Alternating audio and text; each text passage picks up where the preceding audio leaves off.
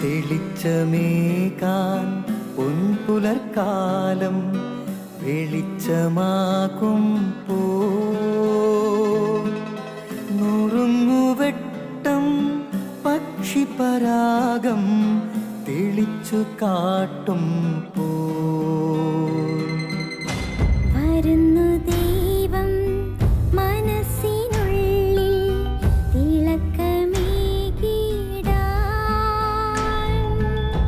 തരുന്നു ധ്യാന പ്രകാശമാർക്കും വിളക്ക് വയ്ക്കുമ്പോൾ നുറുങ്ങുവെട്ടം ഇറങ്ങിടട്ടെ ഹൃദന്തമെല്ലാം യുഗപ്രകാശത്താൽ മറഞ്ഞിടട്ടെ മാനാന്ധകാരം യുഗപ്രസാദത്താൽ നുറുങ്ങുവെട്ടം.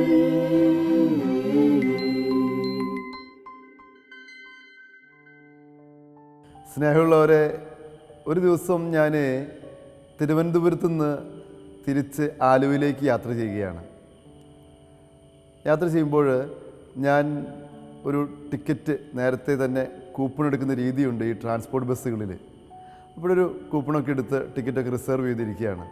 ഞാൻ എൻ്റെ സീറ്റിലേക്ക് വന്നപ്പോൾ ഞാൻ കാണുക, ഞാനിരിക്കുന്ന സീറ്റിൻ്റെ തൊട്ടപ്പുറത്ത് വേറൊരു മനുഷ്യൻ ഒരു ചെറിയ ബൈബിൾ കൊണ്ടുവച്ചിരിക്കുക. ഞാൻ പെട്ടെന്ന് ആ നിമിഷങ്ങളിൽ ഓർത്തു, ഇതുവല്ല പെന്തക്കോസ്തുകാരും കൊണ്ടുവച്ച ബൈബിളായിരിക്കുമെന്ന്. കുറച്ച് കഴിഞ്ഞപ്പോൾ ഒരു ചേട്ടൻ വെള്ളയും വെള്ളിയിട്ടുകൊണ്ട് ഇതാ ബസ്സിലേക്ക് കയറി വരുന്നു. അപ്പോൾ കാര്യം ക്ലിയറായി, അദ്ദേഹം ഒരു പെന്തക്കോസ്തുകാരൻ തന്നെ, യാതൊരു സംശയവുമില്ല.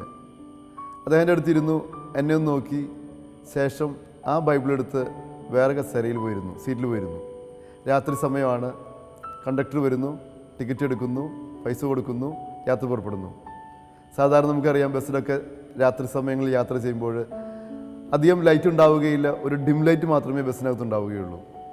ഭാഗ്യമോ നിർഭാഗ്യമോ ആ ഡിം ലൈറ്റ് ഞങ്ങൾ ഇരിക്കുന്ന സീറ്റിൻ്റെ മധ്യഭാഗത്തായിരുന്നു. ഞാൻ നോക്കിയപ്പോൾ എനിക്ക് നല്ല ഉറക്കക്ഷീണമുണ്ട്. ഞാൻ പതുക്കെ ഉറങ്ങാൻ തുടങ്ങുന്നതിന് മുൻപ് വെറുതെ എൻ്റെ സീറ്റിൻ്റെ വിപരീതം ഇരിക്കുന്ന, ഓപ്പോസിറ്റ് ഇരിക്കുന്ന ആളെയും നോക്കി, ബൈബിൾ പിടിച്ചിരിക്കുന്ന ആളെ. അയാൾ ആ കുഞ്ഞ് ബൈബിള് തുറന്നു പിടിച്ചുകൊണ്ട് അതിൽ നോക്കി ഇങ്ങനെ വളരെ ശാന്തതയോടുകൂടി വചനം വായിച്ചുകൊണ്ടിരിക്കുക. ഞാൻ പെട്ടെന്ന് ആ മനുഷ്യനോട് ഇങ്ങനെ പറഞ്ഞു, പ്രിയ സുഹൃത്തെ, ഓടുന്ന വാഹനത്തിൽ ഈ ഡിം ലൈറ്റിൽ ഇത് വായിച്ചു കഴിഞ്ഞാൽ കണ്ണ് കേടാവും.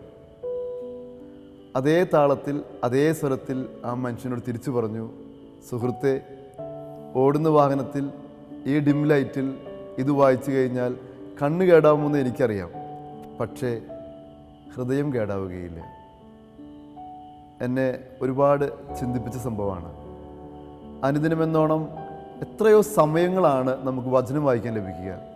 അറിഞ്ഞും അറിയാതെയും സമയമില്ല എന്ന് പറഞ്ഞുകൊണ്ട് വചനത്തെ ഒഴിവാക്കുന്നവരാണ് നമ്മളിൽ പലരും.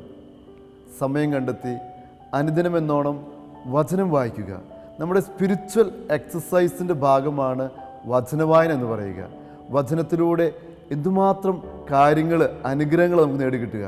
അപ്പോൾ അതുകൊണ്ട് ലഭിക്കുന്ന സമയങ്ങൾ നഷ്ടപ്പെടുത്തി കളയാതെ, കിട്ടുന്ന അവസരങ്ങൾ നഷ്ടപ്പെടുത്താതെ ദൈവത്തിൻ്റെ വചനം ഉൾക്കൊള്ളുവാൻ, അത് വായിക്കുവാൻ, അതനുസരിച്ച് ജീവിക്കുവാൻ നമുക്ക് പരിശ്രമിക്കാം. ദൈവം നമ്മെ അനുഗ്രഹിക്കട്ടെ.